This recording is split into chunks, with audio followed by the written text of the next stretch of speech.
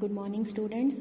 आज का हमारा टॉपिक है जर्मन स्कूल ऑफ जियोग्राफी, यानी कि भूगोल के विकास में जो जर्मन जियोग्राफर्स हैं उनका क्या क्या योगदान रहा है।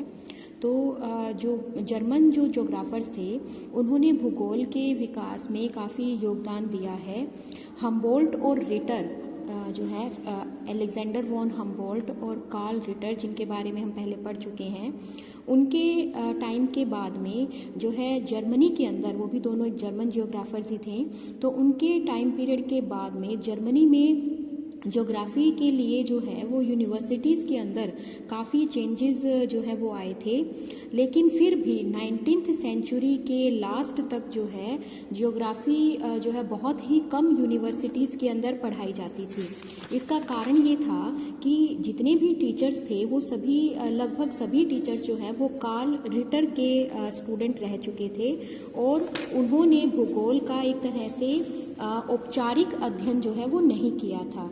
लेकिन बाद में धीरे धीरे जो है जर्मनी के अंदर ज्योग्राफी का विकास शुरू हुआ और अनेक जो है ज्योग्राफिकल कमेटीज़ बनने लगी, जिन्होंने बहुत सारी जो ज्योग्राफिकल जो मटेरियल था, जो भी टीचिंग का, उनको उन्होंने पब्लिश किया। बहुत सारी बुक्स जो हैं वो पब्लिश होने लगी और अनेक ज्योग्राफर्स ने ज्योग्राफी की अलग अलग डेफिनेशन देनी जो है वो शुरू कर दी।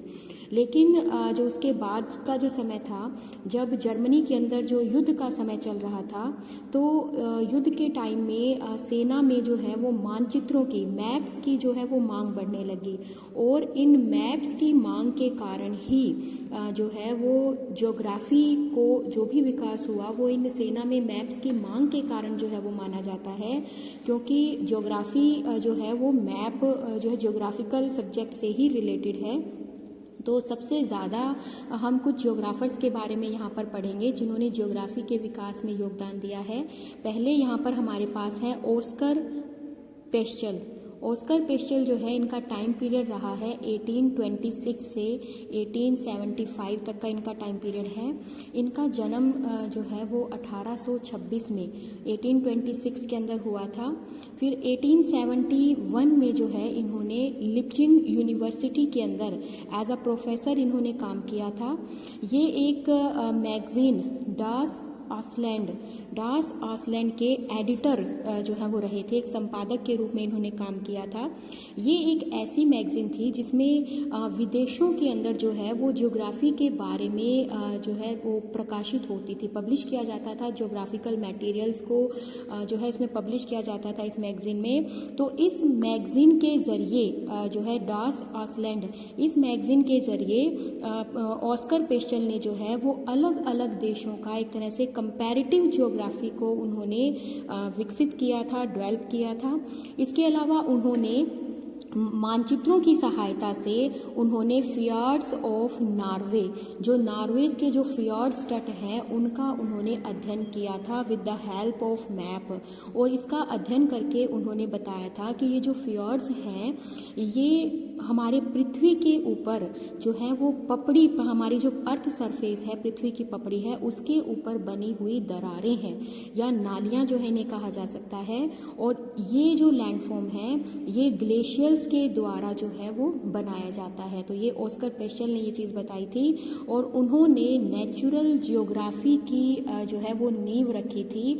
और उन्होंने नेचुरल जियोग्राफी, प्राकृतिक भूगोल के नाम से उनकी बुक भी पब्लिश हुई थी, लेकिन ये बुक जो है उनकी डेथ के बाद जो है पब्लिश हुई थी।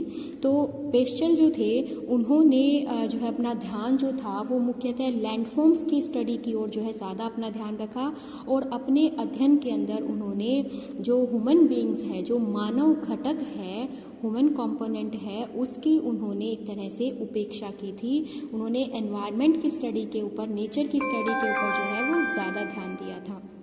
सेकंड हमारे पास जो ज्योग्राफर हैं वो है फर्डिनेंड वॉन रिचथोफेन। ये भी एक जर्मन ज्योग्राफर हैं। इनका टाइम पीरियड रहा है 1833 से 1905 तक इनका टाइम पीरियड रहा है। तो जो रिचथोफेन थे वो मूलतः जो है एक जियोलॉजिस्ट थे। एक भू वैज्ञानिक थे ये, और उन्होंने जो है उनका ज़्यादा जो इंटरेस्ट था ज्योग्राफी के अंदर वो था जियोमॉर्फोलॉजी के अंदर जो है इन्होंने अपनी रुचि प्रकट की थी, और इन्हें जियोमॉर्फोलॉजी का संस्थापक भी माना जाने लगा था। तो उन्होंने भूगोल के जो है वो विकास में, ज्योग्राफी को डेवलप करने में उन्होंने किस तरह से योगदान दिया था। उन्होंने चीन की जो है वो यात्रा की थी, और वहाँ पर उन्होंने जो कोयल माइंस हैं, जो कोयला खाने हैं, उनके एक तरह से उन्होंने मैप्स जो है बनाए थे।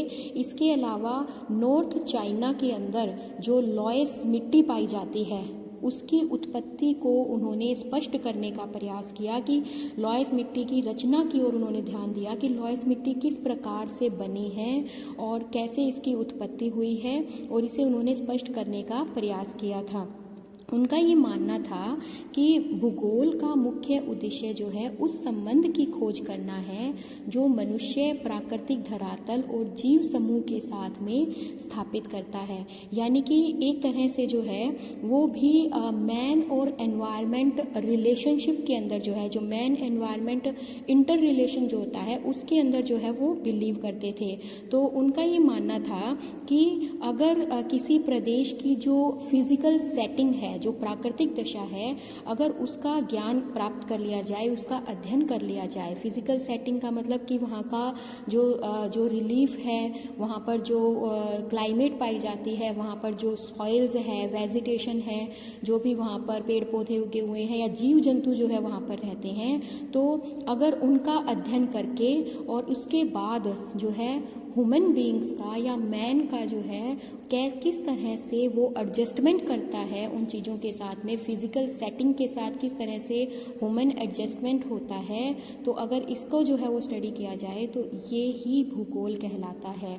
तो भूगोल का मुख्य उद्देश्य है कि मनुष्य प्राकृतिक धरातल और जीव समूह के साथ किस तरह के संबंध स्थापित करता है, उस संबंध की खोज करना जो है उन्होंने भूगोल का मुख्य उद्देश्य बताया था। और जो अरिस्टोफेन ने इसका जो ऑब्जेक्टिव बताया था ज्योग्राफी का, वो काफ़ी टाइम तक जो है ज्योग्राफी की जो एक तरह से जो कार्य पद्धति थी या जो ज्योग्राफर्स जो थे उनके अध्ययन का जो है आधार बनी थी। सभी ज्योग्राफर जो हैं इसी संदर्भ में ज्योग्राफी को स्टडी करते थे कि ज्योग्राफी का मेन जो ऑब्जेक्टिव है वो है नेचर मैन जो एडजस्टमेंट होती है, जो मनुष्य एडजस्टमेंट करता है नेचर के साथ में, उसको स्टडी करना। तो रिच्टहोफेन जो थे वो पहले जर्मन जियोग्राफर थे जिन्होंने जर्नल जियोग्राफी और रीजनल जियोग्राफी के अंदर डिफरेंस जो है वो देखा था। और उन्होंने बताया था कि रीजनल जियोग्राफी जो है वो क्या होती है कि रीजनल जियोग्राफी में किसी रीजन की जो है वो मुख्य विशेषताओं को दिखाया जाता है, या मुख्य विशेषताएं जो होती हैं उनको प्रकट किया जाता है। तो उन्होंने जो है सिस्टमेटिक स्टडी ऑफ फ्रेमवर्क द्वारा जो है वो किसी भी प्रदेश की, उन्होंने बताया कि अगर किसी रीजन की सिस्टमेटिक स्टडी हम करना चाहते हैं तो उसका जो मेन जो चीज़ है वो है फील्ड वर्क।